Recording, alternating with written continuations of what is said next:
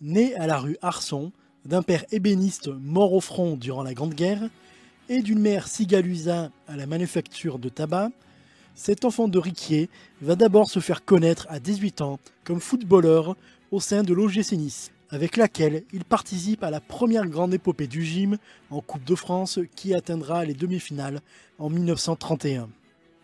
Mais, passionné par l'aviation, Delfino raccrochera les crampons pour intégrer Saint-Cyr dès 1931. S'engage dans l'aviation, obtient son brevet de pilote et intègre la chasse en 1938. Il a le grade de capitaine lorsque éclate la Deuxième Guerre mondiale et commandera l'escadrille Auvergne durant la bataille de France où il totalisera 7 victoires aériennes. Après l'armistice, d'abord affecté dans l'armée de Vichy, Delfino va rejoindre la France libre et intégrera en février 1944 l'escadrille Normandie-Niemen.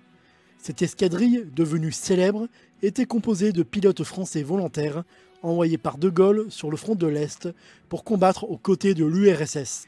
Delfino commandera l'escadrille à partir de juin 1944. À bord du Yak-3 soviétique, les pilotes du Normandie-Niemen feront des ravages contre les pilotes allemands. Louis Delfino, durant cette campagne, va abattre 10 appareils. À la fin de la guerre, il totalisera près de 20 victoires aériennes. Après la guerre, l'enfant de Riquier continuera sa carrière au sein de l'armée de l'air jusqu'à atteindre le plus haut grade, celui de général d'armée, autrement dit un général 5 étoiles, en 1964.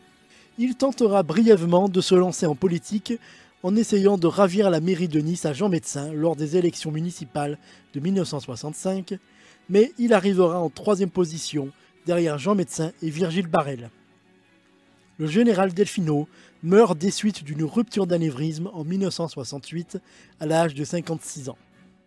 Quant à René Cassin, dont j'avais évoqué sa vie dans une autre vidéo, son arme durant la guerre sera la plume et le droit. Refusant l'armistice, il sera l'un des premiers à rejoindre le général de Gaulle à Londres dès le 24 juin 1940. En conséquence, le régime de Vichy le poursuit pour trahison, le prive de sa nationalité française et le condamne à mort par contumace. Responsable du service juridique de la France libre, l'enfant de Saint-Roch écrit les statuts de la France libre pour contrecarrer le gouvernement vichiste. Il négocie ces statuts avec Winston Churchill qui signe la convention entre le général de Gaulle et le Royaume-Uni le 7 août 1940, reconnaissant la France libre comme seule organisation qualifiée pour représenter la France en guerre.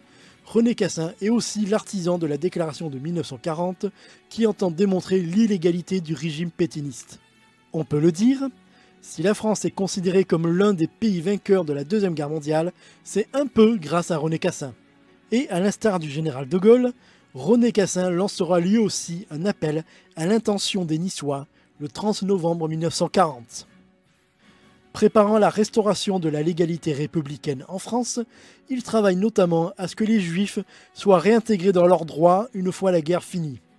Après la guerre, il fait partie des délégués fondateurs de l'UNESCO, qui voit le jour en 1946.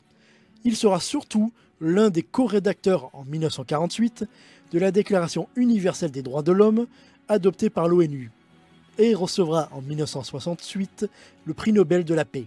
Son corps sera transféré au Panthéon à l'occasion du 100e anniversaire de sa naissance.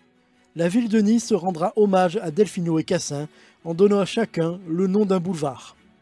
Dans le cas précis de Delfino, c'est l'ancien boulevard Sainte-Agathe à Riquier, son quartier d'enfance, qui porte aujourd'hui son nom.